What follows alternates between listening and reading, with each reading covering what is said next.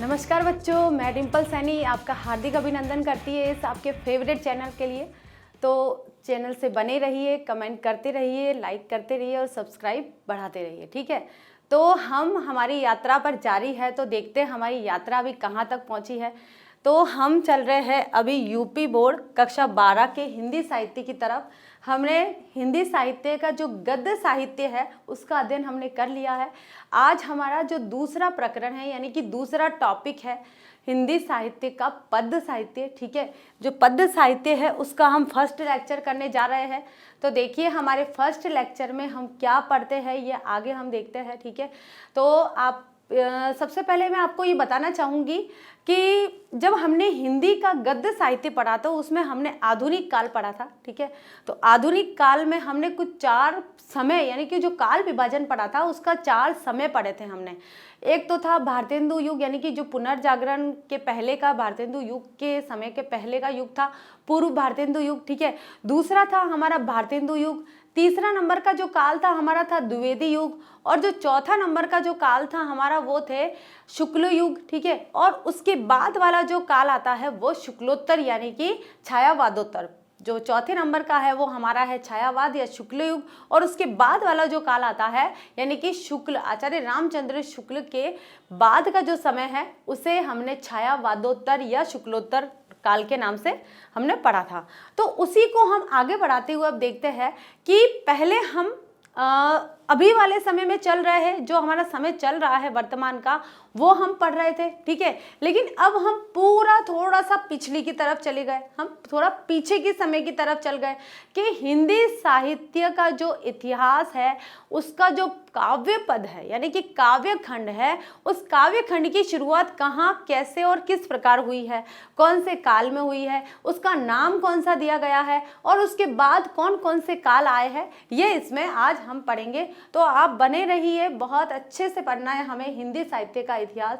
अगर हम इस इतिहास को जान लेते हैं ना तो आधी हिंदी तो हमने समझो पढ़ ही ली, हमने जो हमारा साहित्य है वो आधा पढ़ ही लिया है। तो उससे पहले जो हमने गद्य साहित्य पढ़ा था आधुनिक काल में, जो भी आधुनिक काल है उसमें सारा मतलब कि हम देखें तो गद्य साहित्य मुख्य रूप से आधुनिक काल में ही लिखा गया था, ठीक है। भारतेंदु युग से शुरू हुआ था वो। और जो हिंदी का जो विकास है, विकास कहेंगे हम, जो काव्य है, कविताएं लिखनी शुरू की थी तो ये तो बहुत समय पहले की गई थी। तो कौन से समय में की गई थी वो आज हम इसमें पढ़ते हैं। तो चलते हैं हम हमारे काव्य की तरफ। तो हमारा जो लिखा गया है ये पहले है हिंदी पद्य साहित्य का इतिहास। तो पद्य को क्या कहते हैं और काव्य भी कहते हैं, ठीक है। काव्य यानी कि जो पदावली यानी कि जो शब्दावली है जो लिखा गया है उसे गे पद में लिखना, छंदबद्ध रचना, ठीक है, जिसमें अलंकार का प्रयोग किया गया है, जिसमें रस दिखाई देता है, हमें काव्य गुण दिखाई देते हैं, हमें काव्य दोष दिखाई देते हैं। तो इस प्रकार की जो गे पद यानी जो गाने पद वाली रचना होती है उसे क्या कहते हैं हम, पद्य साहित्य या फिर काव्य साहित्य। तो आज हम इसी पद्य या काव्य साहित्य को पढ़ने जा रहे हैं। तो देखिए क्या है इसमें, हिंदी साहित्य का आविर्भाव। आविर्भाव का मतलब होता है इसकी जो शुरुआत है, प्रारंभ, ठीक है। हम इसे जन्म भी बोल सकते हैं। जो आविर्भाव है सर्वप्रथम पद्य से ही हुआ था। बिल्कुल हिंदी साहित्य का जो आविर्भाव यानी कि जब हिंदी साहित्य ने जन्म लिया था तो वो जन्म गद्य के रूप में नहीं लिया था, बिल्कुल नहीं। वो जो जन्म लिया था यानी कि जो पहले किसी के मुख से निकल कर आए थे कुछ शब्द, कुछ वाक्य, तो वो थे बिल्कुल काव्य के रूप में आए थे यानी कि कविता के रूप में आए थे। किसी ने गा दिया था, कुछ पंक्तियां गा दी थी। तो सबसे पहले हम क्या कहेंगे कि जो हिंदी साहित्य का जो रूप बन के आया था यानी कि हिंदी साहित्य का जो जन्म हुआ था वो सबसे पहले पद्य के रूप में हुआ था, गद्य के रूप में बिल्कुल नहीं हुआ था, ठीक है। अब विद्वानों ने हिंदी पद्य के इतिहास को, विद्वान कौन, जो भी हिंदी साहित्य के रचनाकार थे उन्होंने हिंदी पद के इतिहास को युग की विशेष प्रवृत्तियों के आधार पर 4 कालों में बांटा गया है। कितने कालों में बांटा है, 4 कालों में विभाजित किया गया है कि जितने भी विद्वान थे, बहुत बड़े बड़े विद्वान थे जिन्होंने हिंदी साहित्य के इतिहास को लिखा है, ठीक है, उन इतिहासकारों ने इस जो युग की प्रवृत्ति का मतलब ये होता है, देखिए बच्चों, कि उस समय किस ऐसी विचारधारा का प्रचलन हो रहा था, ठीक है। प्रवृत्ति का मतलब होता है सामाजिक प्रवृत्ति हो सकती है, आर्थिक प्रवृत्ति हो सकती है, राजनीतिक हो सकती है, धार्मिक होती है, किसी भी प्रकार की प्रवृत्ति हो सकती है। तो जो अलग अलग तरह की, अलग अलग विषय की, सामाजिक, आर्थिक, राजनीतिक, धार्मिक जो भी प्रवृत्तियां थी, उनकी जो विचारधारा थी वो विचारधारा कौन सी थी, राजनीतिक चल रहा था या धार्मिक चल रहा था या फिर बौद्धिक चल रहा था, ठीक है। हम कई प्रकार के नाम ले सकते हैं, और भी कई विषय है। तो या फिर मनोवैज्ञानिक कोई विचारधारा चल रही थी, तो उनकी उन प्रवृत्तियों को लेकर जो काव्य रचना की गई थी, उन रचनाओं को प्रवृत्तियों के आधार पर कुछ कालों में यानी कि कुछ समय में बांट दिया। अब देखिए ऐसा होता है कि एक वर्ष में होने वाली कई क्रियाएं होती है। तो हम क्या करेंगे कि जनवरी से लेके मार्च तक के बीच में कौन सी प्रतिक्रिया हुई है हमारे देश में, या मार्च के बाद से और जुलाई तक कौन सी प्रतिक्रिया हुई है, तो उनको अलग अलग प्रतिक्रियाओं को अलग अलग समय में यानी अलग अलग महीनों में बांट देंगे। उसी प्रकार से जब ये जो पद्य साहित्य, जब ये कविताओं का लिखने का दौर चल रहा था, उस समय कई प्रकार की प्रवृत्तियां थी। उन प्रवृत्तियों को लेके चला था कि पहले कौन सा विषय चुना, फिर कौन सा विषय आया, फिर कौन सा विषय आया, ऐसे। क्योंकि ये सृष्टि क्या है, परिवर्तनशील है। हर कुछ समय में, हर थोड़े समय में परिवर्तन होता है। ये परिवर्तन प्रकृति का नियम है, ठीक है। तो इस नियम के अनुसार ही ऐसे ही काव्य रचना में भी कई प्रकार के परिवर्तन हुए। उन परिवर्तनों का जो समूह है, यानी कि जो थोड़े समय में जो विचारधारा चल रही है वो कुछ समय बाद बदल गई। तो जो विचारधारा उस समय चली थी उसको एक नाम दे दिया, एक काल का नाम दे दिया, ठीक है, एक समय का नाम दे दिया कि इतने वर्षों से इतने वर्षों के बीच में ये समय चल रहा था, इसलिए इसको ये नाम देंगे। फिर इतने वर्षों के बीच में ये समय चल रहा था, ये विचारधारा चल रही थी, तो हम इसे ये नाम दे देंगे। तो इस प्रकार से गद्य जो पद्य है उसकी कुछ प्रवृत्तियां चल रही थी। उस प्रवृत्तियों के आधार पर जो हिंदी पद्य साहित्य है उसको 4 भागों में विभाजित किया गया है, ठीक है। कितने भागों में? 4 भागों में विभाजित किया गया है। अब कौन कौन से 4 भागों में विभाजित किया है, चलो देखते हैं हम लोग, ठीक है। तो देखिए पहला जो काल है हमारा वो है आदि काल। अब आदि से मतलब क्या होता है, आदि और अंत 2 विलोम शब्द है। आदि का मतलब प्रारंभ और अंत यानी अंत हो जाना, उसका एंड हो जाना, ठीक है। तो आदि काल जो कहा गया है वह देखिए किसे कहा गया है, वीर गाथा को। वीर गाथा का मतलब होता है आदि काल। उस समय जब राजा महाराजा क्या थे, उस समय बहुत उनके साहस, शौर्य और इस तरह की मतलब प्रवृत्तियां चल रही थी। तो उन प्रवृत्तियों को लेकर काव्य रचना की गई, जिसे वीर गाथा काल कहते हैं, जिसे प्रारंभिक काल भी कह सकते हैं। आदि काल को हम यहाँ प्रारंभिक काल भी कह सकते हैं। जब किसी साहित्य क्या शुरू हुआ, साहित्य की शुरुआत हुई है, उसे हम प्रारंभिक काल भी कह सकते हैं। और वीर गाथा यानी कि वीरों के शौर्य की गाथा, ठीक है। वीर गाथा यानी कि शौर्य के जो बखान था उसका उन्होंने वर्णन किया काव्य रचना में। कवियों ने अपनी रचना में किसी भी राजा को लेकर या किसी भी व्यक्ति को लेकर उसके शौर्य की, उसके वीरों के, जो वीर पुरुष थे, जो वीर व्यक्ति थे, उनके शौर्य की बखान किया, उनका वर्णन किया। उनका वर्णन जो काव्य पद यानी कि गैर शैली में गा गा कर किया, इसलिए वीर गाथा काल उनको कहा गया है। और वीर गाथा काल का समय देखिए विक्रमी संवत यहाँ बता गया है 800 विक्रमी संवत से 1400 विक्रमी संवत तक, अर्थात जो ईस्वी सन देखेंगे हम तो 743 ईस्वी से और 1343 ईस्वी तक, ठीक है। अब देखिए विक्रमी संवत और ईस्वी संवत में थोड़ा सा अंतर है। विक्रमी संवत जब शुरू हो गया था उसके 57 वर्ष बाद ईस्वी संवत शुरू हुआ। तो ईस्वी सन और विक्रमी संवत के बीच में 57 यानी कि 57 वर्ष का अंतर है। दोनों के बीच में 57 वर्ष पहले ही विक्रमी संवत शुरू हो गया था, इसलिए ये संवत थोड़ा 57 वर्ष पहले चलेगा। और जो ईस्वी सन है वो 57 वर्ष बाद यानी कि लेट चलेगा, ठीक है। तो ये है हमारा आदि काल यानी कि वीर गाथा काल का समय 743 ईस्वी से 1343 ईस्वी तक। हम ईस्वी ही पढ़ेंगे क्योंकि हम विक्रमी संवत सिर्फ एक नॉलेज के लिए पढ़ रहे हैं। हमको जो ध्यान रखना है वो ईस्वी सन ही ध्यान रखना है। अब है नंबर 2 पर आता है पूर्व मध्यकाल, ठीक है। अब मध्यकाल को 2 भागों में बांटा गया है, एक पूर्व मध्यकाल और एक उत्तर मध्यकाल। यानी कि मध्यकाल बीच का जो काल है वो भी 2 रूपों में था, तो उसको 2 रूपों में बांटा गया है। अब पूर्व मध्यकाल कह सकते हैं या फिर उसे हम भक्ति काल कह सकते हैं। भक्ति से सभी लोग परिचित है। भक्ति क्या होती है? ईश्वर भक्ति होती है, ठीक है। उसी ईश्वर भक्ति को यहाँ प्रदर्शित किया गया है। जितना भी पहले काव्य लिखा गया है देखिए, तो उसमें जो प्रमुख रूप से जो हमारे मन को छूता है वो भक्ति काल का काव्य छूता है, कि भक्ति किस प्रकार की गई थी, वही काव्य आज हमारे मन को छूता है, ठीक है।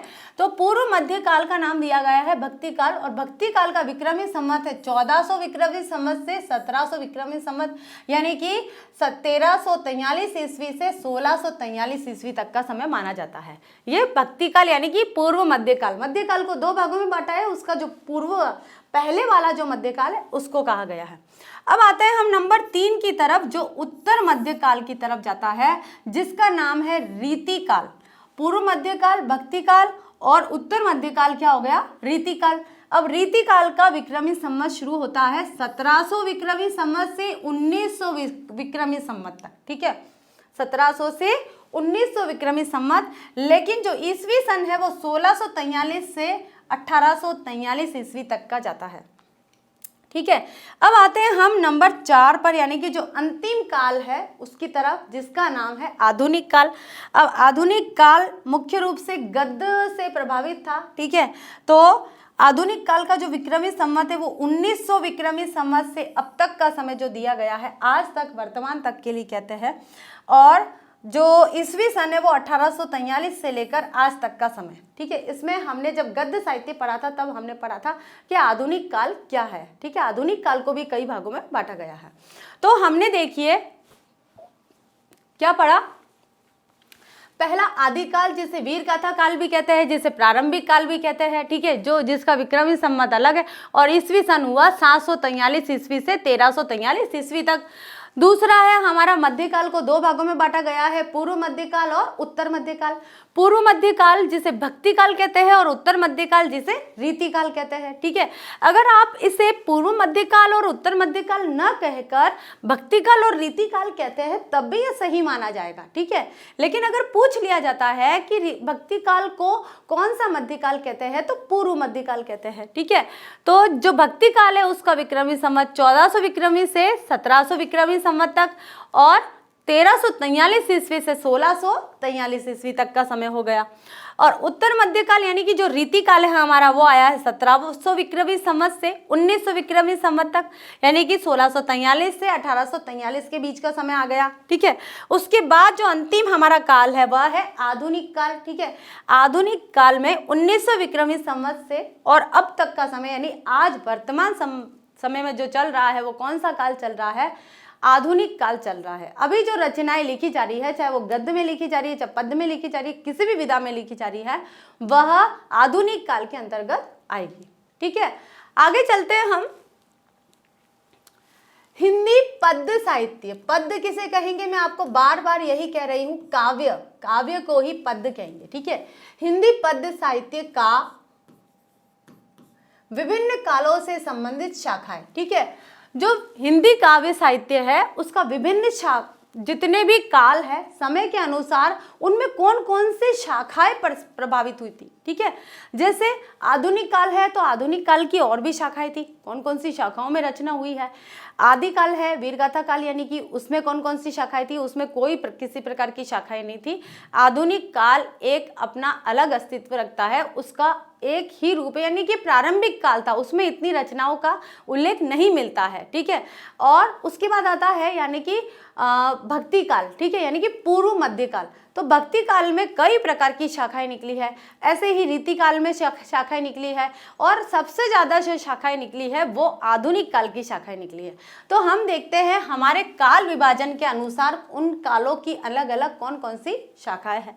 तो पहला है हमारा यहाँ पर आदिकाल। देखिए आदिकाल की कोई किसी प्रकार की शाखा नहीं है, आदिकाल का अपना ही रूप, मतलब अपना ही अस्तित्व है। आदिकाल में शुरुआत हुई थी, मतलब काव्य रचना की, साहित्य की शुरुआत हुई थी, तो शुरुआती दौर पर इतनी रचनाएं नहीं हुई थी।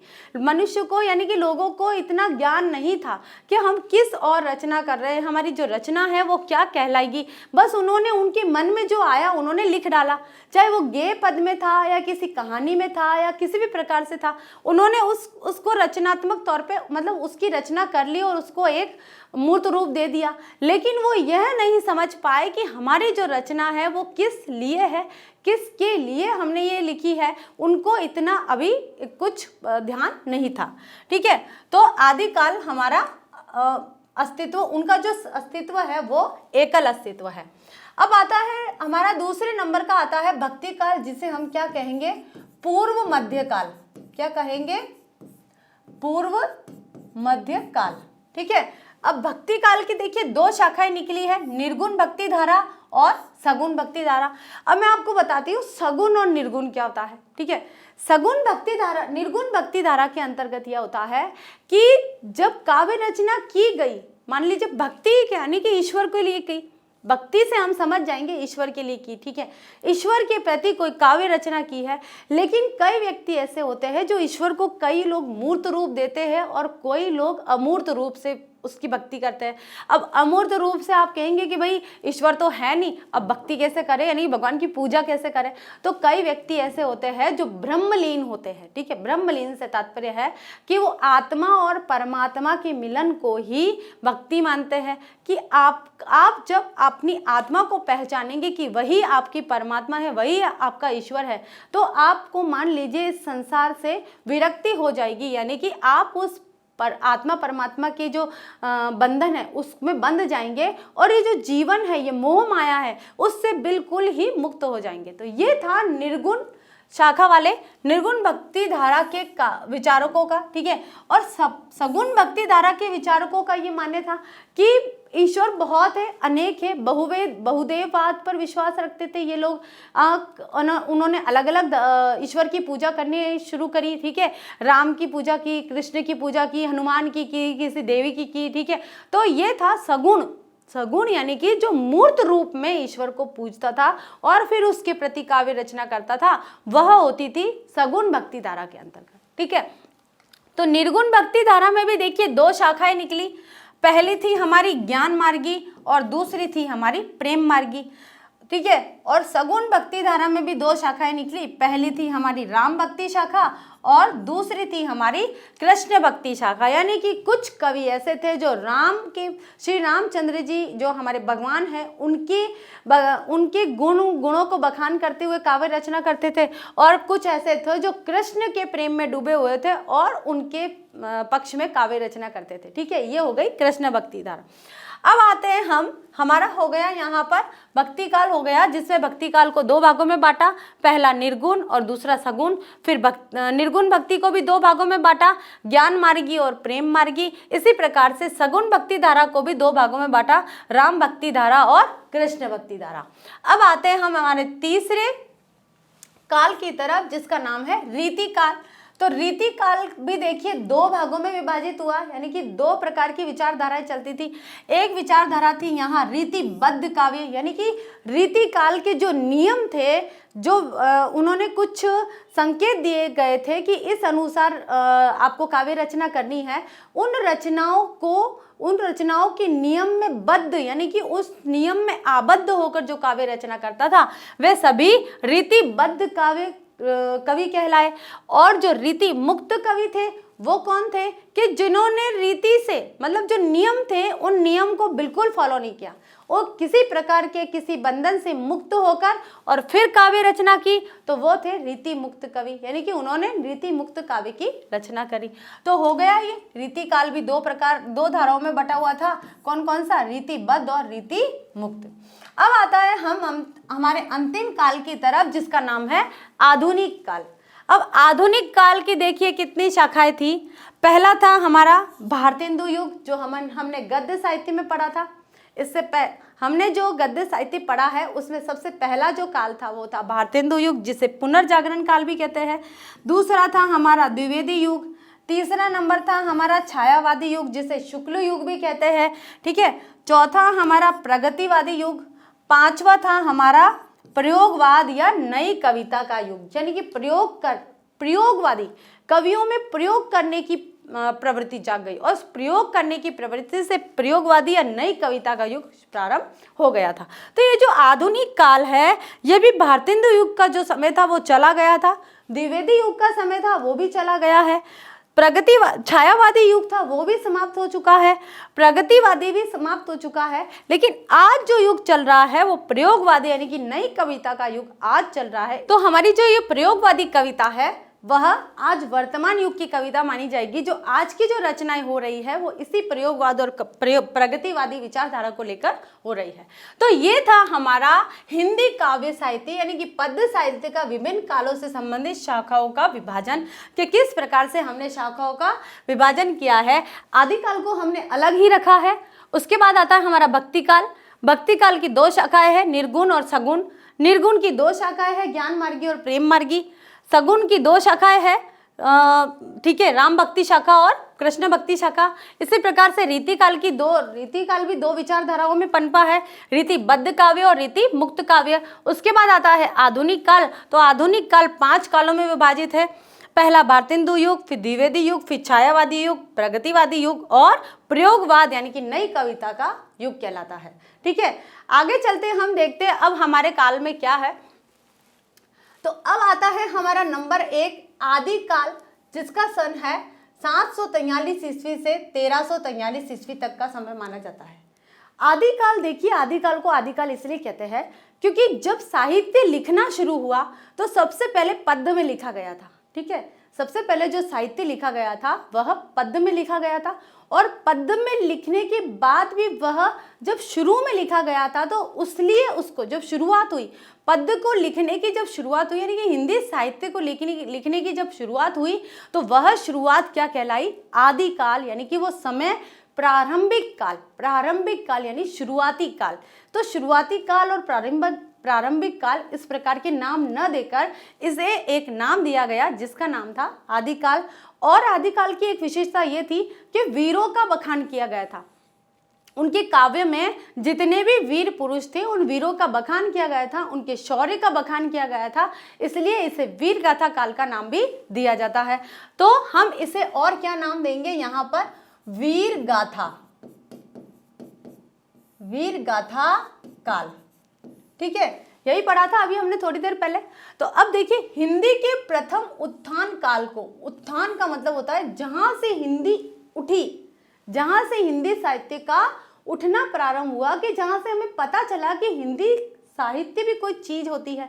तो वो जो काल है उस काल को वीर गाथा काल, चारण काल आदि नाम दिए गए हैं।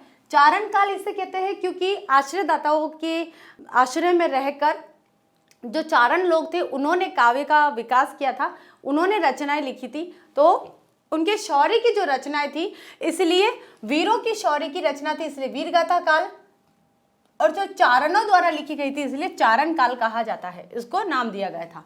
उस समय देश अनेक छोटे छोटे राज्यों में बटा हुआ था। बिल्कुल उस समय जब ये काल था, कौन से समय में? 743 ईस्वी से 1343 ईस्वी तक, जब हम अंग्रेजों के गुलाम नहीं हुए थे, उससे भी पहले का समय था। उस समय जो हमारा देश था वो कई जनपद, महाजनपद, इन ऐसे नामों में बटा हुआ था, इसलिए ऐसे छोटे छोटे राज्यों में बटा हुआ था।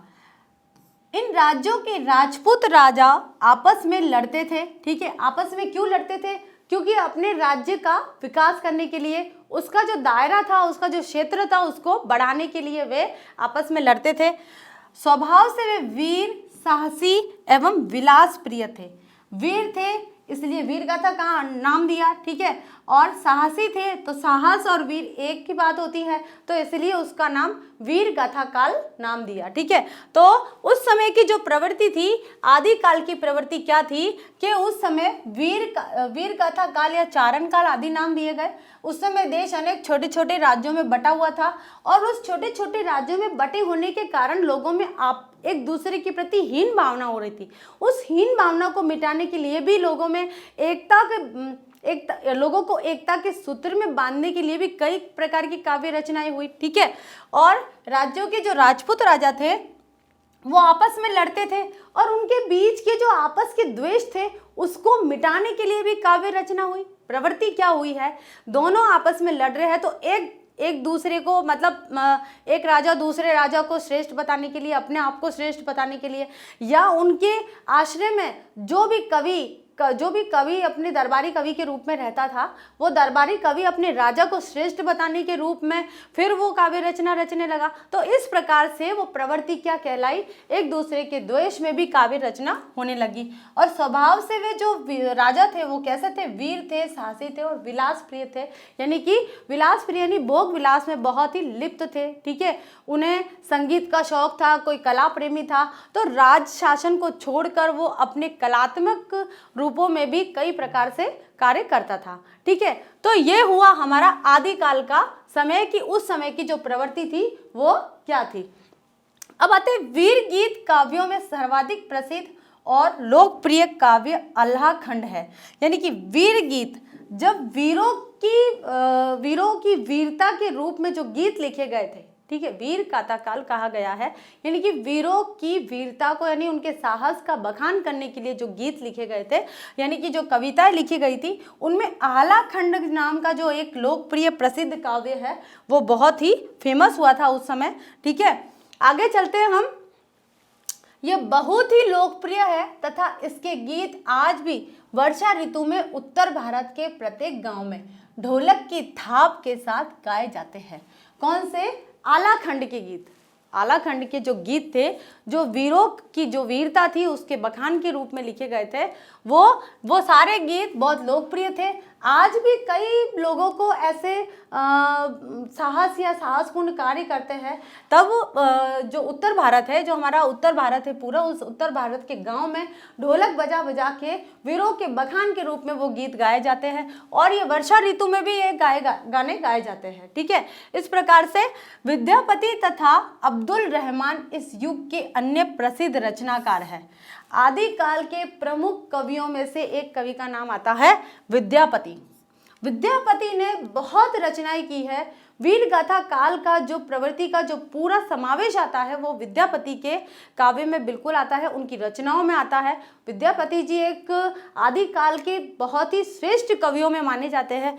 अब्दुल रहमान जी भी आदिकाल के कवियों में माने जाते हैं, क्योंकि उस समय यह जो अब्दुल रहमान थे वह फारसी यानी कि बोल सकते हैं हम उर्दू भाषा के कवियों में बहुत ही अच्छे गिने जाते थे। प्रमुख प्रवृत्तियां, अब आदिकाल की जो प्रमुख प्रवृत्तियां थी वो कौन कौन सी थी देखिए। आश्रयदाता राजाओं की प्रशंसा करना। अब काव्य थी वीर गाथा काल की प्रवृत्ति, हमने पहले ही बताई कि वीर गाथा, वीरों की गाथा करना, यानी कि जो दरबारी कवि थे वो अपने आश्रयदाता के यहाँ रहते थे, दरबारी कवि के रूप में उनके दरबार में रहते थे। ठीक है, उनके यहाँ से ही उनका भरण पोषण चलता था, उनका घर का पूरा जितना भी भरण पोषण होता था, उनके परिवार का, वो सारा राजा के देख रेख में होता था, राजा के ही खजाने से होता था। ठीक है, तो उनका काम क्या था, भाई दरबारी कवि क्या करेगा, जब वो एहसान के ऊपर दब जाते हैं, कोई भी व्यक्ति किसी और व्यक्ति के एहसान के रूप में, मतलब एहसान फरामोश नहीं होता है, यानी कि बहुत सारे उनके जो कृतज्ञ नहीं होता, उनको उपकार करता है वो कोई राजा, तो उस उपकार करने के रूप में जब कोई व्यक्ति दब जाता है उस उपकार में, तो वह क्या करेगा, उस राजा की प्रशंसा करेगा। सामूहिक राष्ट्रीयता की भावना, यानी कि उस समय जब हमारा देश छोटे छोटे राज्यों में बटा हुआ था, तो उस समय कवियों ने क्या क्या सामूहिक एकता की भावना को उद्घाटित करने के लिए नई काव्य रचना रची। ठीक है, उनका जो भावना था उसका अभाव था, उस अभाव को लेकर भी उन्होंने काव्य रचना की। युद्धों के सुंदर और सजीव वर्णन किए। युद्ध होते थे वहाँ, राजा एक राजा का दूसरे राजा के साथ कोई युद्ध हुआ है तो उन युद्धों का सजीव वर्णन इस प्रकार से वर्णन करते थे वे काव्य रचना करके कि हमें ऐसा लगता है, पढ़कर आज भी ऐसा लगता है कि साक्षात कोई दो राजा मिलकर अभी भी युद्ध लड़ रहे हैं। ठीक है, ऐसा उन्होंने सजीव का मतलब हमें आंखों से दिखाई देने लग जाता है, हम उस समय में चले जाते हैं जब ये युद्ध हो रहा होता है, ऐसा वर्णन उन्होंने अपने काव्य में किया है। इस काल की प्रमुख प्रवृत्तियां हैं, कौन कौन सी है, आश्रयदाताओं की प्रशंसा करना। ठीक है, सामूहिक राष्ट्रीयता की भावना का अभाव, कि राष्ट्रीयता की भावना का अभाव था, एक राजा दूसरे राजा को दबाने की कोशिश करते थे या उसे हराने की, उसको पराजित कर अपने अंदर अपने राज्य में मिलाने का प्रयत्न करते थे। इस प्रकार से ये जो भावना थी उसके ऊपर भी काव्य रचना हुई है। युद्धों के सुंदर, जितने भी युद्ध हुए थे उनके सुंदर और सजीव वर्णन इस काल की प्रमुख प्रवृत्तियों में से आता है कि इस प्रकार की वहां पर पहले प्रवृत्तियां चलती थी। कौन से काल में? आदि काल में, वीर गाथा काल में। ठीक है, अब आता है हमारा नंबर 2 पर भक्ति काल, जिसका एक नाम और क्या है? पूर्व मध्य काल। ठीक है, भक्ति काल का जो समय चलता है वो 1343 से 1643 तक, यानी कि 743 से 1343 तक का समय क्या चला? आदिकाल। ठीक है, अब आदिकाल जहां समाप्त हुआ वहीं से भक्ति काल शुरू हो गया, यानी कि 1343 से 1643 के बीच का समय था वह भक्ति काल में चला गया, यानी कि पूर्व मध्य काल के अंतर्गत चला गया है। अब इसमें है कि 14वीं शताब्दी के उत्तरार्ध, उत्तरार्ध का मतलब जब 14वीं शताब्दी समाप्त होने वाली होती है उस समय का समय है ये, कि 14वीं शताब्दी के उत्तरार्ध में इस भक्ति भावना ने हिंदी काव्य को विशेष रूप से प्रभावित किया। ठीक है, किसने? भक्ति भावना ने 14वीं शताब्दी के उत्तरार्ध तक। ठीक है, तब यानी कि 1343 से पहले क्या था? अपने वीर राजाओं का बखान होता था उनके काव्य में। अब 1343 के बाद, 1343 से जो शुरू हुआ है 1643 तक के बीच का जो समय था, जब आश्रयदाताओं का बखान न करके ईश्वरीय भक्ति को प्रमुखता दी गई। ठीक है, और ईश्वरीय भक्ति को भी 2 रूप में प्रमुखता दी गई थी। एक थी निर्गुण भक्ति शाखा और दूसरी थी सगुण भक्ति शाखा। ठीक है, पहली कौन सी थी? निर्गुण भक्ति शाखा और दूसरी सगुण भक्ति शाखा। इन 2 भक्ति धाराओं में काव्य रचना की गई थी। इनकी भी उप शाखाएं हैं, उनमें भी अलग अलग रूपों में काव्य रचना की। तो प्रवृत्तियों के अनुसार, उस काल की प्रवृत्तियों के अनुसार रचनाएं हुई और रचनाओं को उन काल की प्रवृत्तियों के अनुसार अलग अलग भागों में बांट दिया गया। इस प्रकार से वहां हुआ था। इसी काल में भक्ति की कई शाखाओं का विकास हुआ। बिल्कुल, कई शाखाओं का विकास हुआ है। जैसे मैंने आपको बताया कि भक्ति काल में 2 प्रमुख शाखाएं थी, निर्गुण भक्ति शाखा और सगुण भक्ति शाखा, जो हम पढ़ते हैं। देखिए, इस काल के काव्य को 2 शाखाओं में विभाजित किया गया। ठीक है, कौन सी? निर्गुण शाखा और सगुण शाखा। निर्गुण शाखा मैंने आपको बताया क्या होती है, जो ब्रह्मलीन होते हैं, और सगुण शाखा जो होती है जो साक्षात किसी देवता यानी कि किसी मूर्ति को पूजते हैं। ठीक है, आगे चलते हैं हम कि प्रथम की ज्ञानाश्री और प्रेमाश्री, यानी कि इस निर्गुण भक्ति शाखा की भी 2 शाखाएं हैं, एक तो ज्ञानाश्री है और एक प्रेमाश्री है, तथा जो दूसरी है यानी कि सगुण भक्ति शाखा है उसकी रामाश्री और कृष्णाश्री 2 उप शाखाएं भी है। ठीक है, निर्गुण शाखा के 2 रूप है। कौन कौन सी शाखाएं उप शाखाएं बनी है? ज्ञानाश्री यानी कि ज्ञान को प्रमुखता दी है, और प्रेमाश्री जहां प्रेम को प्रमुखता दी है। इसी प्रकार से सगुण भक्ति जो शाखा है उसमें भी 2 उप शाखाएं निकल कर आई थी। एक तो कौन सी थी? राम भक्ति शाखा और दूसरी कृष्ण भक्ति शाखा। यानी कुछ काव्य तो जो राम के बखान में लिखे गए थे और कुछ काव्य श्री कृष्ण के बखान में लिखे गए थे। तो इस प्रकार से ये हमारी भक्ति धारा की उप शाखाओं और उप शाखाओं का यहाँ पर वर्णन किया गया है। तो आगे चलते हैं हम। हमारी पहली जो शाखा है कौन सी? निर्गुण काव्य शाखा। ठीक है, निर्गुण भक्ति शाखा। इस निर्गुण भक्ति शाखा में क्या प्रवृत्ति थी, क्या विशेषता थी, क्या प्रमुखता थी जिसे इसे निर्गुण कहा गया? ठीक है, निर्गुण। ठीक है, निर्गुण कहा गया, इसकी क्या विशेषता थी? तो ये हम पढ़ते हैं निर्गुण भक्ति शाखा। अब देखिए, बहुत इंपॉर्टेंट है, यह है निर्गुण शाखा। कई बच्चे सगुण तो समझ जाते हैं, राम और कृष्ण समझ जाते हैं, लेकिन ये निर्गुण और सगुण इन दोनों में अंतर नहीं समझ पाते हैं। उन्हें ये पता नहीं होता निर्गुण होता क्या है, इसे किस रूप, क्यों निर्गुण भक्ति धारा क्यों कहा गया और उसे सगुण भक्ति धारा क्यों कहा गया। ज्ञान और प्रेम, प्रेम और ज्ञान ये क्या है उनको बिल्कुल पता नहीं चलता है। सगुण की उपशाखाएं तो समझ में आ जाती है, लेकिन निर्गुण की उपशाखाएं उन्हें बिल्कुल समझ में नहीं आती है। तो आप बिल्कुल ध्यान से पढ़िए किस प्रकार से देखते हैं हम कि इसमें ब्रह्म यानी ईश्वर, ब्रह्म किसे कहा गया है? ईश्वर को। ठीक है, वैसे ही सगुण में भी ईश्वर कहा जाता है, लेकिन निर्गुण में ब्रह्म को ईश्वर कहा जाता है। अब यहाँ पर हम ले सकते हैं कि जो ब्रह्म शब्द है वो निर्गुण में आएगा, ठीक है, और जो ईश्वर है वो सगुण में आएगा। अब ये ब्रैकेट में इसलिए लिखा गया है कि ब्रह्म आप समझेंगे, ब्रह्मा नहीं ईश्वर, जो ईश्वर रूप है वही ब्रह्म है। ठीक है, जो ब्रह्म तत्व अगर किसी को मिल गया है इसका मतलब उसने ईश्वर को प्राप्त कर लिया है। ठीक है, तो इसमें ब्रह्म यानी कि जो ईश्वर है उसके निराकार, निराकार का मतलब होता है जिसका कोई आकार नहीं है, कोई आकार नहीं है, वो किसी रूप का नहीं है, वो दिखाई नहीं देता है, वो पर ब्रह्म है। पर ब्रह्म यानी कि बहुत ईश्वर ईश्वर ईश्वर बस, और कुछ नहीं। वह हमें हमारे मतलब हमारे अंदर बसा हुआ है। हमें कहीं और किसी मंदिर या मस्जिद या किसी गुरुद्वारे या किसी चर्च कहीं पर हमें ढूंढने की आवश्यकता नहीं है, वह तो हमारे अंदर ही बसा हुआ है। ठीक है, आगे चलते हम कि निराकार स्वरूप यानी कि जो दिखने वाले नहीं है, जो निराकार है, जिनका कोई आकार नहीं है, उस स्वरूप यानी कि वैसी मूर्ति वाले यानी कि वैसे अस्तित्व वाले की उपासना की विधि अपनाई गई है। क्या? यानी कि जो दिखाई नहीं देते हैं, जिसका कोई रूप नहीं है, उसकी उपासना किस प्रकार की जाए, कैसे उसे प्राप्त किया जाए, वह जो उपासना है उसकी जो तरीका बताया गया है, उस मतलब कि उस निराकार ईश्वर यानी कि हम कहते हैं कि ईश्वर कौन है, श्री कृष्ण की मूर्ति है वो जो ईश्वर है, श्री रामचंद्र जी की मूर्ति है वो ईश्वर है, हनुमान जी की मूर्ति है जो ईश्वर है। लेकिन ये तो थे कौन? सगुण भक्ति धारा के पक्षधर। लेकिन जो निर्गुण भक्ति धारा के पक्षधर थे वे तो कहते थे कि ये सब मूर्ति पूजा, ये तो बाय आडंबर, ये तो डकोसले है। ठीक है, ये छापा तिलक माला फेरना, ठीक है, ये मंदिर में जाना, पूजा करना, दीपक जलाना, ये सब क्या होता है? ये तो बाय आडंबर होते हैं। ठीक है, तो निर्गुण भक्ति धारा के जो पक्षधर थे वो सगुण भक्ति धारा की प्रवृत्तियों को नकारते थे, उनका विरोध करते थे। क्यों? क्योंकि उन्हें विश्वास नहीं था कि मूर्ति में यानी कि वो कहते हैं कि किसी एक मूर्ति में ईश्वर थोड़ी ना है, ईश्वर तो कण कण में व्याप्त है, हर कण में, हर क्षण में, हर देह में, हर प्राणी में व्याप्त है। तो हम किसी एक पत्थर की मूर्ति को क्यों पूजे?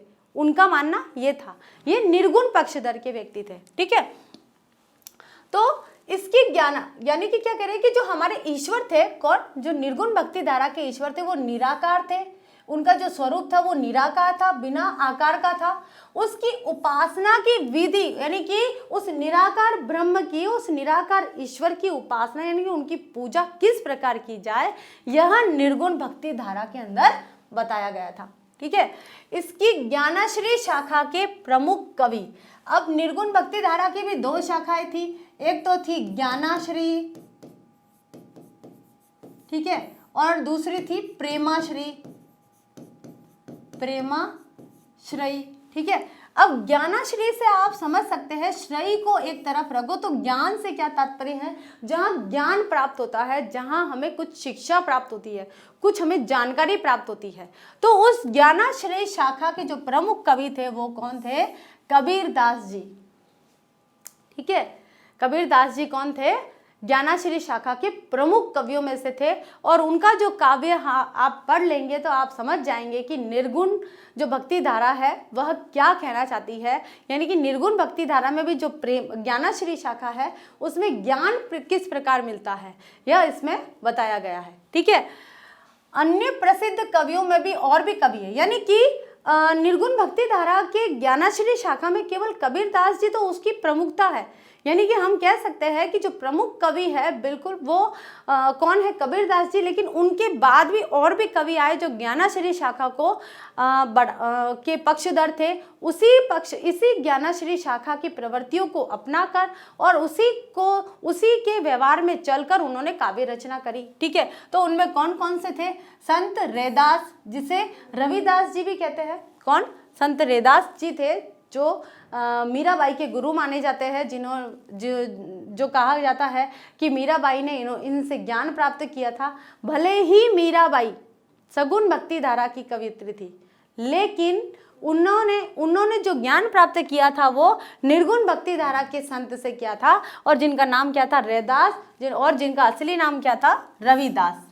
नानक, संत दादू दयाल, मलुकदास, धर्मदास तथा सुंदरदास, ये सभी कवि कौन कौन से प्रमुख जो थे वो कौन थे? कबीरदास जी, और उनके बाद अन्य प्रसिद्ध कवि थे संत रैदास यानी कि रविदास, नानक, संत दादू दयाल, मलुकदास, धर्मदास तथा सुंदरदास जी थे, ये सभी ज्ञानाश्री शाखा के कवि माने जाएंगे।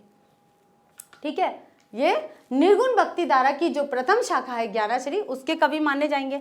इन भक्तों ने साधना के सहज मार्ग को अपनाया।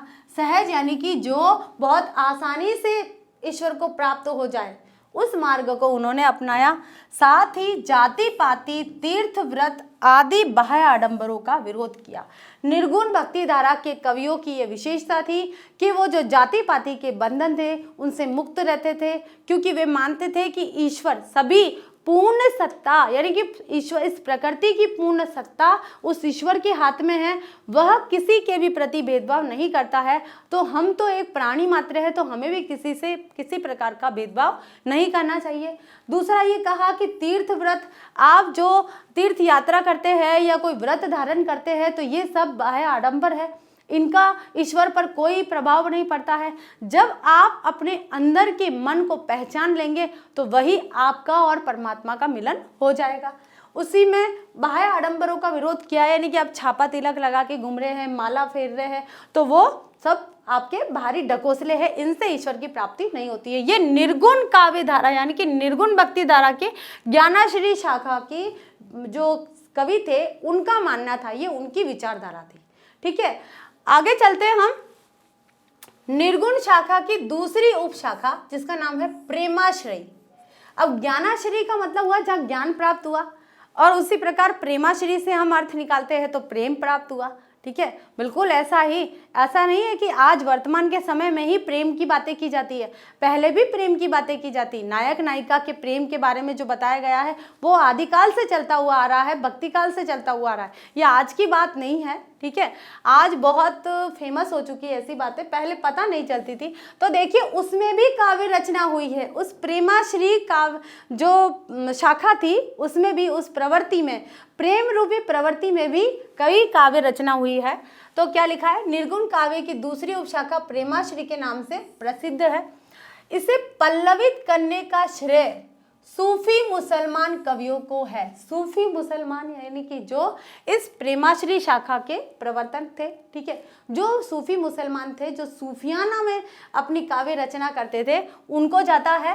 इन कवियों ने लोक प्रचलित हिंदू राजकुमारों तथा राजकुमारियों की प्रेम गाथाओं को फारसी की मसनवी शैली में, कौन सी शैली में, फारसी की मसनवी शैली के माध्यम से अति आकर्षक ढंग से प्रस्तुत किया है। बहुत ही आकर्षक ढंग से। ठीक है, आकर्षक यानी कि हमें पढ़ने में मजबूर कर दे, इस प्रकार से उन्होंने बहुत आकर्षण यहाँ प्रस्तुत किया है। ठीक है, किन्होंने, सूफी मुसलमान कवियों ने, क्या, कौन से कवियों ने लोक प्रचलित हिंदू राजाओं तथा राजकुमारों और राजकुमारियों की प्रेम गाथाओं का कौन सी शैली में, फारसी की मसनवी शैली के माध्यम से अति आकर्षक ढंग से प्रस्तुत किया है।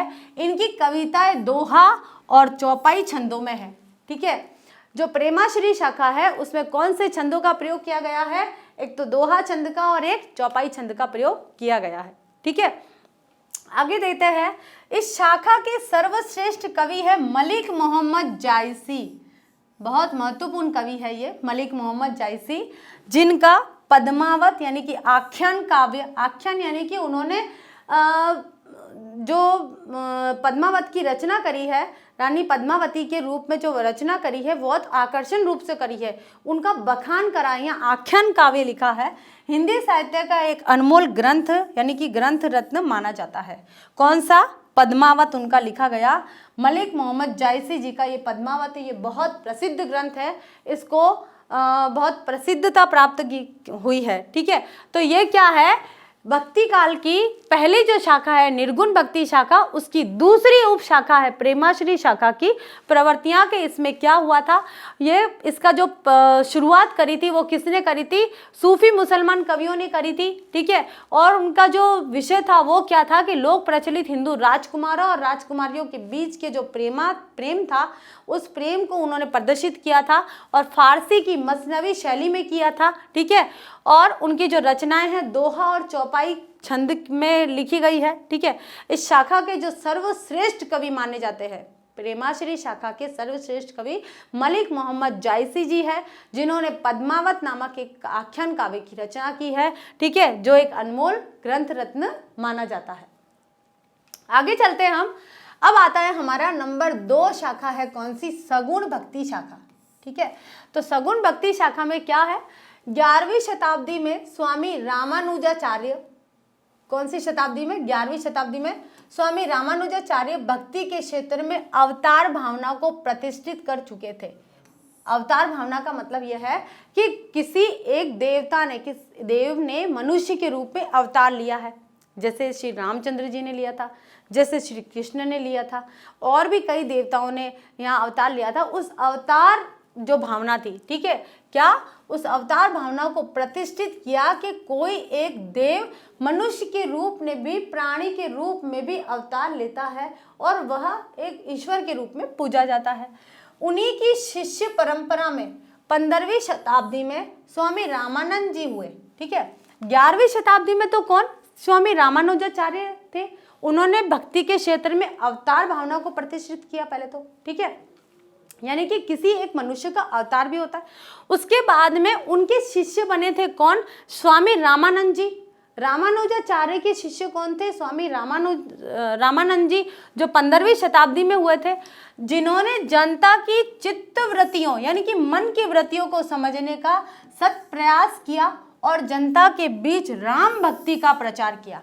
सबसे पहले तो उन्होंने मनुष्य की भावनाओं को समझा, उनके आसपास की जनता की प्रवृत्तियों को समझा, उनकी भावनाओं को समझा, और फिर उन्होंने पाया कि यहाँ उनके जो मनुष्य की जो वहाँ की जो जनता है, उनके मन के भाव क्या है, किस देवता को वहाँ पर अधिक पूजा जा रहा है। यानी क्योंकि रामानुजाचार्य ने तो क्या करा था, अवतार यानी किसी देव ने मनुष्य का अवतार लिया है और उस अवतार भावना को प्रतिष्ठित किया कि एक भगवान थे, वो अवतार लेकर धरती पर आए थे और उन्होंने इस प्रकार से अच्छा कार्य किया, ठीक है। इस प्रकार से अच्छे कार्य करते करते उन्होंने इस प्रकार से सामाजिक कार्य किया, राजनीतिक कार्य किया, धार्मिक जो राम की जो कहानी है, उस राम की कहानी को यहाँ उन्होंने सुनाया, ठीक है।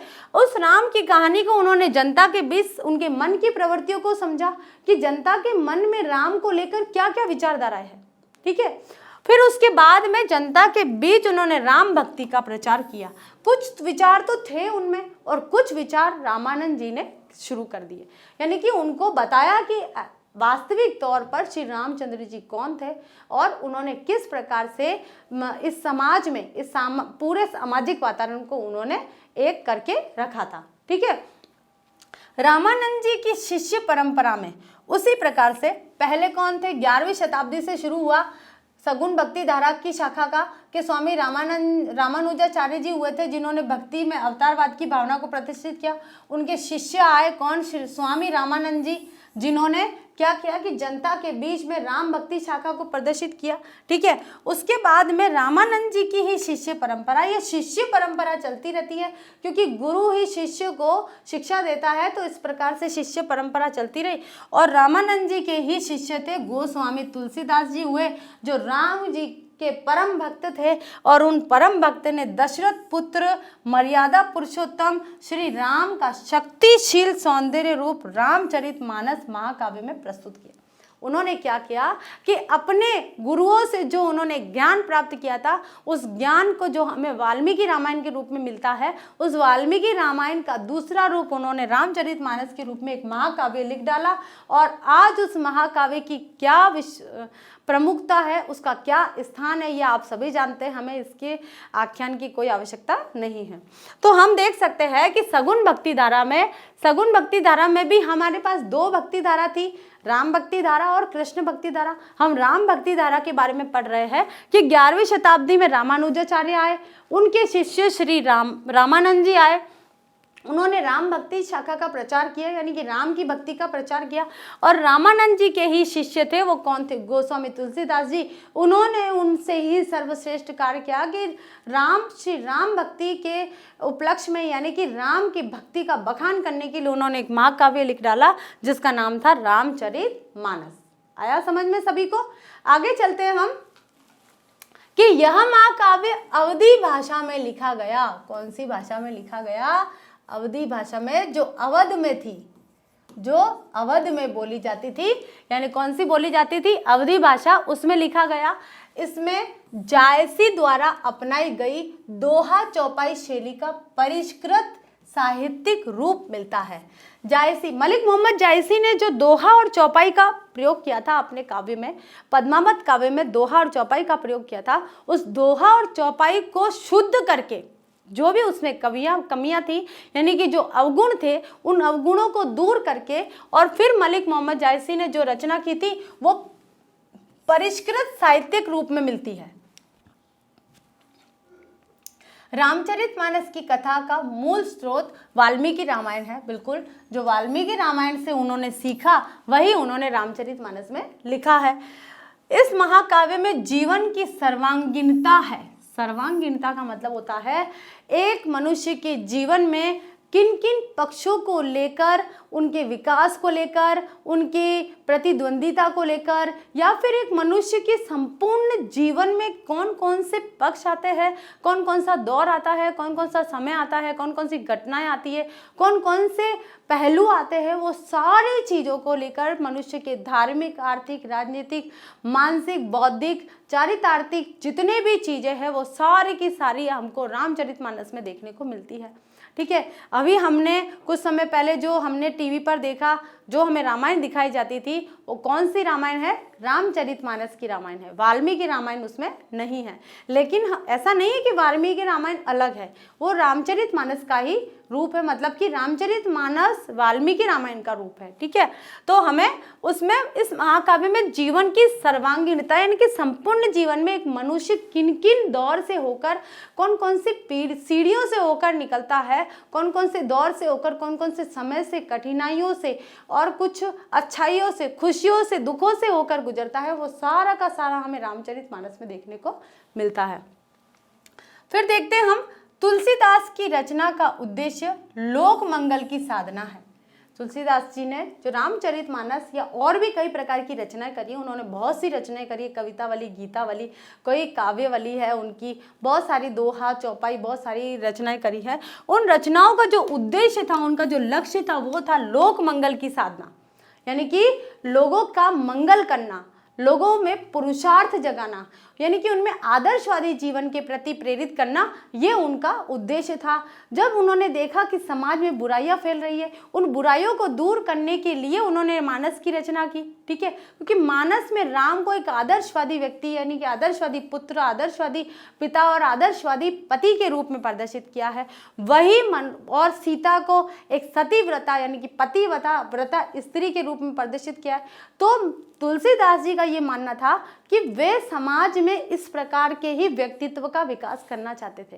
तो मानस का लिखने का उद्देश्य उनका यही था कि लोक मंगल की भावना, यानी कि लोगों का मंगल हो, इस प्रकार से वे अपने काव्य को लिख सके। उन्होंने मर्यादा पुरुषोत्तम भगवान श्री रामचंद्र के लोक संग्रही चरित्र को काव्य का विषय बनाकर भारतीय संस्कृति, समाज और साहित्य को शक्ति प्रदान की है। बिल्कुल ये सही बात है कि उन्होंने श्री रामचंद्र जी के ऐसे व्यक्तित्व का बखान किया है मानस में कि कोई व्यक्ति ऐसा नहीं है जो राम को किसी प्रकार से गलत साबित कर सके, मतलब कि ऐसा उन्होंने समाज में और साहित्य में राम को स्थान दिया है। ठीक है, आगे चलते हैं हम। से सगुणोपासना, यानी कि सगुण की उपासना की दूसरी शाखा है कृष्णाश्री। रामाश्री हमने पढ़ ली। ठीक है, कौन कौन थे? सबसे पहले रामानुजाचार्य थे, फिर रामानंद जी आए और फिर गोस्वामी तुलसीदास जी ने तो इस रामाश्री शाखा को सर्वश्रेष्ठ यानी उच्च शिखर पर पहुंचा दिया। अब आते हैं यहाँ हम कृष्णाश्री शाखा है।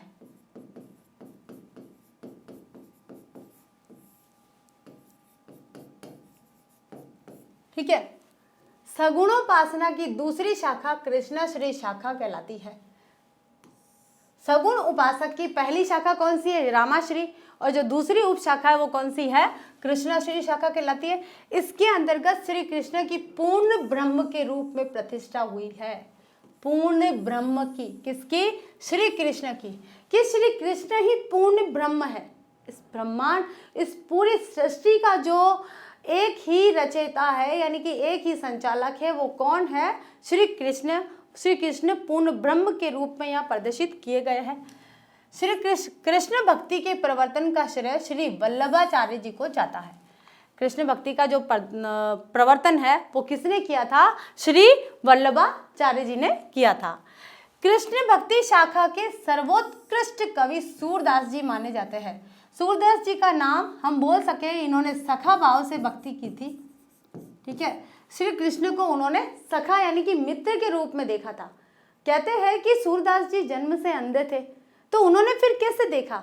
तो उन्होंने अपने मन की आंखों से देखा था कि कृष्ण कैसे दिखते थे, और वहीं उनके जो काव्य में रचनाएं की गई है कि कृष्ण मोर पखा थे, कृष्ण माखन चुरा के खाते थे, कई बार माखन ऐसे गिरा हुआ रहता था, कई बार मटकी फोड़ देते थे। तो ऐसे ऐसे आजकल हमें जो चित्र दिखाई देते हैं वो सारे सूरदास की काव्य रचना के माध्यम से ही लिए गए हैं। हमें क्या पता कैसे थे श्री कृष्ण, हमें तो इन काव्य के माध्यम से पता चलता है कि श्री कृष्ण वास्तविक रूप में कैसे थे। ठीक है, तो कृष्ण भक्ति शाखा के सर्वोत्कृष्ट कवि थे वो कौन थे? सूरदास जी। और जो प्रवर्तन किया था कृष्ण भक्ति का, जो प्रवर्तन किया था वो वल्लभाचार्य जी ने किया था।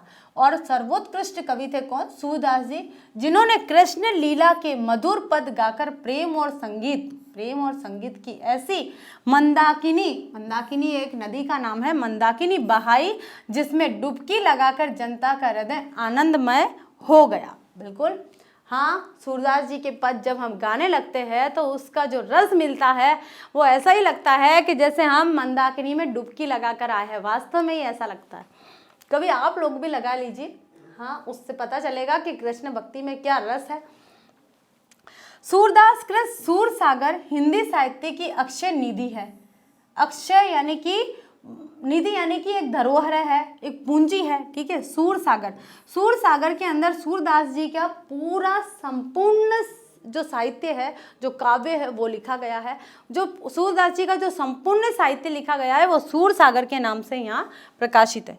साहित्य लहरी और सूर सारावली भी उन्हीं की रचनाएं हैं। साहित्य लहरी में भी उनकी कई रचनाएं और सूर सारावली भी उनकी रचनाएं मानी जाती है। तो आगे चलते हैं। अब हमारा सूरदास जी यानी कि हमारा जो भक्ति धारा है वो पूरी हो चुकी है। भक्ति धारा के निर्गुण और सगुण पक्ष दोनों पूरे हो चुके हैं। निर्गुण की 2 शाखाएं ज्ञानाश्री, प्रेमाश्री, ये भी हो चुकी है, और सगुण की 2 शाखाएं रामाश्री और कृष्णाश्री, ये भी हो चुकी है। अब हम आते हैं हमारे नंबर 3 का जो काल है, रीति काल, जिसे उत्तर मध्य काल कहा जाता है। रीति काल को क्या कहा जाता है? उत्तर मध्य काल। ठीक है, जो इसका समय था वो कौन सा था? 1643 ईस्वी से 1843 ईस्वी तक का समय माना जाता है। ठीक है, तो रीति काल में देखिए मैं आपको बताऊंगी रीति काल क्या है। वैसे पूर्व मध्य काल में क्या हुआ था कि भाई भक्ति धारा हुई थी। ठीक है, भक्ति का प्रचार हुआ था। अब भक्ति, राम भक्ति भी थी और कृष्ण भक्ति भी थी और किसी ब्रह्म में लीन भी थी और प्रेम के आख्यान में भी भक्ति थी। ठीक है, तो वो भक्ति अचानक से रीति में कैसे बदल गई? तो उसका भी एक कारण है कि काव्य शास्त्र में रीति का तात्पर्य है काव्य शास्त्र के विभिन्न अंगों यानी कि रस, ध्वनि, अलंकार, गुण, दोष, नायिका भेद, कथन के विवेचन से है। ठीक है, यानी कि पहले तो क्या था भाई, ईश्वर भक्ति थी। अब धीरे धीरे वह ईश्वर भक्ति कुछ नियमों में बनने लग गई कि उसमें कौन सा रस आया है। ठीक है, और कौन सी ध्वनि आई है, कौन कौन से अलंकार का प्रयोग किया गया है, कौन कौन से काव्य गुण दिए गए हैं, काव्य दोष दिए गए हैं, नायिका का क्या भेद है। यानी कि रीति काल में यह था कि नायिका किसी एक स्त्री को लेकर उसका नक्षिक वर्णन रीति काल की विशेषता थी। ठीक है, नख यानी कि नक्षिक वर्णन यानी कि पैर के नाखून से लेके सिर के ऊपर तक का जो वर्णन होता वो पूरा वर्णन किया जाता था, तो वह रीति काल की विशेषता होती थी। नायिका भेद यानी कि नायिका का क्या भेद है उसमें, यह कथन के विवेचन से है। ये इसका तात्पर्य है कि काव्य शास्त्र के विभिन्न अंगों यानी कि रस, ध्वनि, अलंकार, गुण, दोष और नायिका भेद के जो कथन होते थे वह रीति काल कहा जाता था। जिस ग्रंथ में काव्य के इन अंगों उपांगों का निरूपण किया जाता था उसे रीति ग्रंथ कहते थे। यानी कि इन नियमों में बंद कर कौन से, जिसमें रस का ध्यान रखा गया हो, ध्वनि का ध्यान रखा गया हो, अलंकार का ध्यान रखा गया हो और गुण दोष का और नायिका भेद का ध्यान रखा गया हो, और इन सभी को ध्यान में रखकर और किसी काव्य का की रचना की गई है तो फिर वो रचना क्या कहलाती थी, रीतिकालीन रचना कहलाती थी, कि ये है रीतिकालीन रचना। ठीक है, इसमें आगे देखते हैं हम कि पहले कृष्ण तथा राधा भक्ति के आलंबन थे। अब कृष्ण और राधा, आलंबन का मतलब ये होता है कि कृष्ण और राधा के बीच का जो प्रेम था उसको बताया गया। लिया तो वही भक्ति में किसको लिया, श्री कृष्ण को। अब भक्ति काल में ये था कि राधा और कृष्ण के प्रेम को नहीं बताया गया। ठीक है, वहां पर सिर्फ कृष्ण की भक्ति की गई, राधा की भक्ति की गई। लेकिन जब रीति काल आया तो उसमें कृष्ण और राधा के बीच का जो प्रेम था, उनके बीच में जो भावनाएं थी, उस भावनाओं को बताया गया। वे अब श्रृंगार के आलंबन बन गए। अब वे श्रृंगार, यानी कि जब कृष्ण और राधा समीप थे तो वे संयोग में आ गए। उनका जो श्रृंगार था वो कौन सा, संयोग में आ गया, यानी कि मिलन हो गया। अब जैसे ही कृष्ण राधा से बिछुड़ गए, यानी कि दूर हो गए, तो वो वियोग में आ गया। तो श्रृंगार के दो रूप बताए गए हैं। जब हम रस पढ़ते हैं तो श्रृंगार के दो रूप है, संयोग श्रृंगार और दूसरा है वियोग श्रृंगार। यानी कि संयोग श्रृंगार और वियोग श्रृंगार दो प्रकार के रूप यहाँ बताए गए हैं। तो श्रृंगार के आलंबन बन गए, यानी कि रीति काल में क्या हुआ कि इन रस, ध्वनि, अलंकार, गुणदोष, नायिका भेद, इन सबको लेकर कृष्ण और राधा के बीच का जो आलंबन था उसको प्रदर्शित किया गया। और अब वे श्रृंगार के आलंबन, यानी श्रृंगार के रूप बन गए थे। ठीक है, आगे चलते हम। कवियों का ध्यान साहित्य शास्त्र की ओर गया कि अब वास्तविक तौर पर पहले जो भक्ति काल में या आदि काल में जो रचना की गई थी उसमें साहित्य की तरफ, यानी साहित्य के नियमों की तरफ ध्यान नहीं रखा गया। बस किसी छंद को लेकर, एक जो तुक था, तुकांत को लेकर रचना की गई। ठीक है, लेकिन अब क्या हुआ, रीति काल में इन सभी व्याकरणिक नियमों को ध्यान में रखकर और फिर जो रचना की गई तो वो साहित्य शास्त्र कहलाता है। तो कवियों का ध्यान साहित्य शास्त्र की ओर गया और उन्होंने रस, अलंकार, छंद, नायक नायिका भेद आदि के उदाहरण रूप काव्य रचना की। इस प्रकार की रचनाओं को रीति ग्रंथ या लक्षण ग्रंथ भी कहा जाता है। आप रीति ग्रंथ को लक्षण ग्रंथ भी कहते हैं। ठीक है, तो लक्षण ग्रंथ किसको कहते हैं, रीति ग्रंथ को, और रीति ग्रंथ किसको कहते हैं, लक्षण ग्रंथ को, जो रीति काल की रचना मानी जाती है। ठीक है, अब है कि इस काल में ऐसी रीति परक रचनाएं अधिक हुई है। रीति परक यानी कि जो रस, अलंकार, छंद, नायक नायिका भेद आदि के रूप में जो काव्य रचना की गई थी वो रीति कालीन रचना थी। और ऐसी रीति परक रचनाएं रीति काल में बहुत ज़्यादा हुई थी, इसलिए उसको सब रीति काल के नाम से जाना जाने लगा। ठीक है, और इसी कारण इसे रीति काल कहा जाने लगा।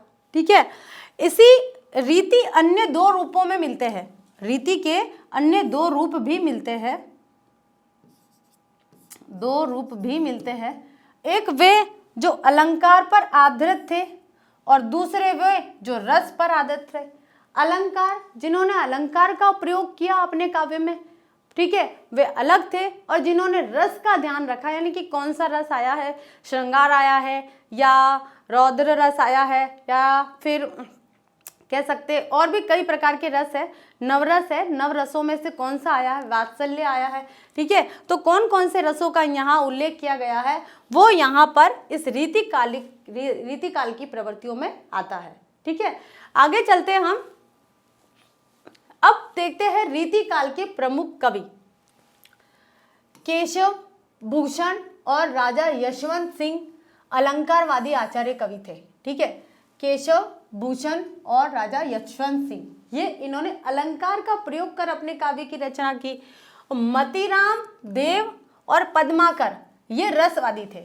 ठीक है, अब देखिए इसमें भी दो प्रकार के थे, रीति परक दो प्रकार के थे। कौन कौन से थे, एक तो थे अलंकारवादी और दूसरे रसवादी। अलंकारवादी जिन्होंने अलंकार का प्रयोग किया और रसवादी जिन्होंने रस का प्रयोग किया। केशव भूषण और यशवंत सिंह इन्होंने अलंकार का प्रयोग किया। मतीराम देव और पद्माकर इन्होंने रस का प्रयोग किया, इसलिए उनको अलंकारवादी और इनको रसवादी कहने लगे। ठीक है, रसवादी कवियों ने श्रृंगार रस के अंतर्गत नायक नायिकाओं की मनोदशाओं का विशद वर्णन किया। श्रृंगार रस में मैंने आपको बताया कि दो प्रकार के होते हैं, संयोग और वियोग।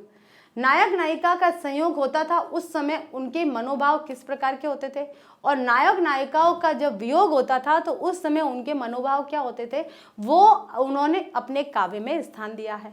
ठीक है, मतिराव देव और पद्माकर जी ने श्रृंगार रस को प्रमुखता दी। श्रृंगार में भी उन्होंने वियोग श्रृंगार को अधिक प्रमुखता दी है। वियोग के जो काव्य लिखे गए हैं वो अधिक लिखे गए हैं। ठीक है, आगे चलते हैं। कुछ ऐसे भी कवि हुए हैं जिनकी रचनाएं रीतिबद्ध नहीं है। ठीक है, अब रीतिबद्ध का मतलब ये मैं आपको बताती हूँ कि रीति काल की दो शाखाएं थी, रीतिबद्ध और रीति मुक्त। जिन कवियों ने अलंकार और रस को लेकर रचना करी है वे रीतिबद्ध कहलाए, और जिन कवियों ने इन अलंकार और रस, ध्वनि या नायक नायिका के भेद आदि नियमों को लेकर रचना नहीं करी है वे सारे के सारे रीति मुक्त कहलाए। तो अब इसमें ये बता रहे हैं कि कुछ ऐसे भी कवि हुए हैं जिनकी रचना रीतिबद्ध नहीं है, यानी कि इन अलंकार, ध्वनि, रस यानी कि नायक नायिका के भेद के रूप में जो रचना रचनी थी वो उन्होंने नहीं की है। बिहारी और घनानंद, बिहारी और जो घनानंद का नाम है इस संदर्भ में उल्लेखनीय है कि बिहारी और घनानंद ये दोनों रीति मुक्त कहलाए, रीति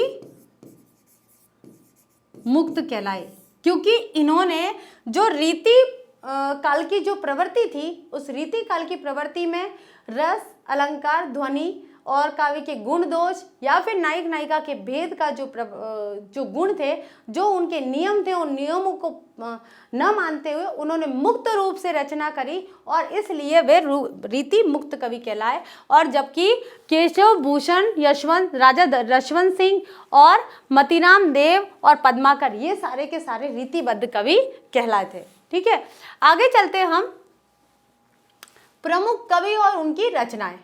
केशव, अब देखिए जो केशव थे कौन, रीतिबद्ध कवि थे ये। भूषण रीतिबद्ध थे, मतिराम रीतिबद्ध थे, बिहारी रीति मुक्त थे और पद्माकर भी रीतिबद्ध थे। तो केशव की कौन कौन सी रचनाएं हैं जो बहुत ही प्रसिद्ध है, वो है रामचंद्रिका और कवि प्रिया। इसी प्रकार से भूषण की शिवराज भूषण, शिवा बावनी और छत्रसाल दशक। ये जो भूषण थे वो शिवाजी के दरबारी कवि थे, तो उन्होंने शिवाजी का भरपूर बहुत ही ज़्यादा अपने काव्य में बड़ा चढ़ाकर अतिशयोक्ति अलंकार के अंतर्गत उन्होंने बखान किया है। उनकी वीरता का, उनके साहस का, उनके शौर्य का, उनके युद्ध के समय उन्होंने कौन कौन से किस प्रकार से उन्होंने अपना जोश दिखाया, वो सारा का सारा भूषण ने अपने काव्य में स्थान दिया है। शिवराज भूषण में देखिए आप, शिवा बावनी में देखिए, छत्रसाल दशक में छत्रसाल के जब आश्रय में आए हुए तो छत्रसाल दशक के रूप में उन्होंने राजा छत्रसाल का बखान किया। तो इस प्रकार से आश्रयदाताओं का बखान करना रीति काल के कवियों की विशेषता थी। ठीक है, मतिराम देखिए रसराज, ललित ललाम, दो प्रकार की उनकी रचनाएं थी।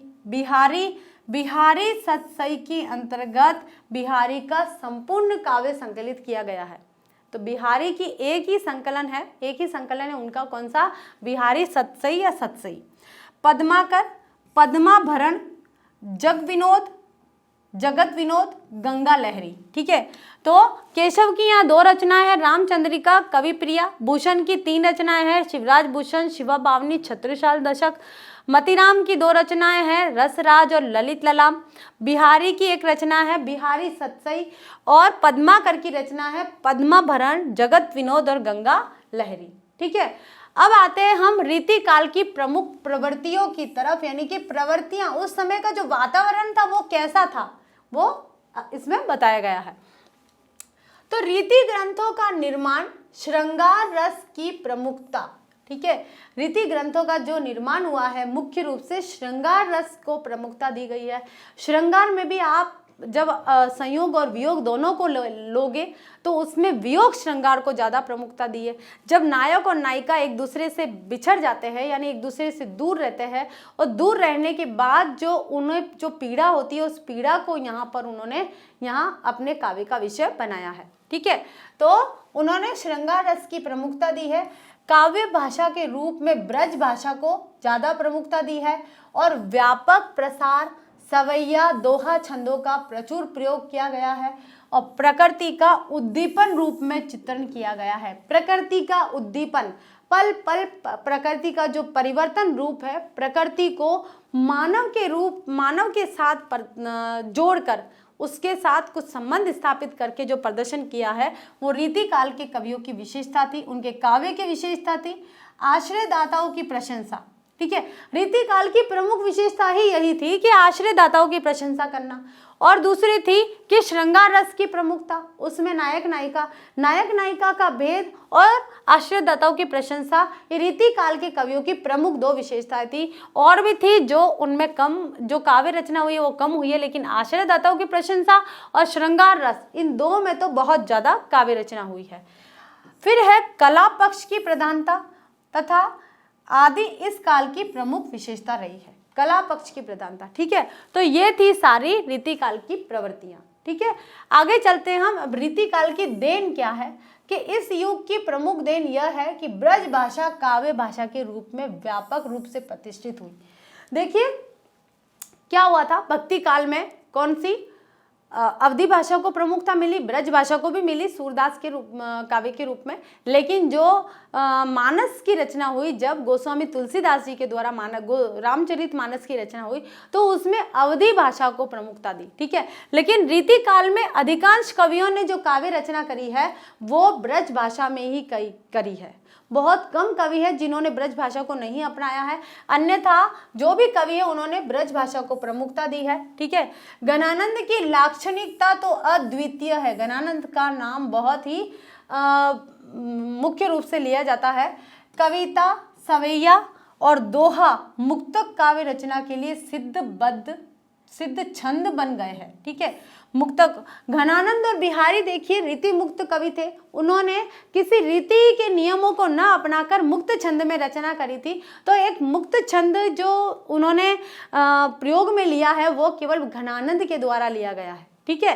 तो ये थी हमारी रीतिकाल की देन। तो आज हमारा जो टॉपिक था ये हिंदी पद्य साहित्य का काल विभाजन और उसकी शाखाओं का वर्णन, यह आज हमने बहुत अच्छे से पढ़ा है। मुझे लगता है आप सबको अच्छे से समझ में आएगा और इसके बाद मुझे नहीं लगता कि आप दोबारा इसे पढ़ने लगेंगे, क्योंकि इस तरह से पढ़ाया है कि आप स्वतः ही उसी समय आपको सब कुछ याद हो जाएगा कि निर्गुण शब्द क्या होता है, सगुण क्या होता है, आदि काल क्या है, भक्ति काल क्या है, रीति काल क्या है, भक्ति काल का दूसरा नाम क्या है, रीति काल का दूसरा नाम क्या है, फिर आधुनिक काल में कौन कौन से काल है, तो और उनकी उपशाखाएं क्या है, तो ये सारी आज हमने पढ़ ली है।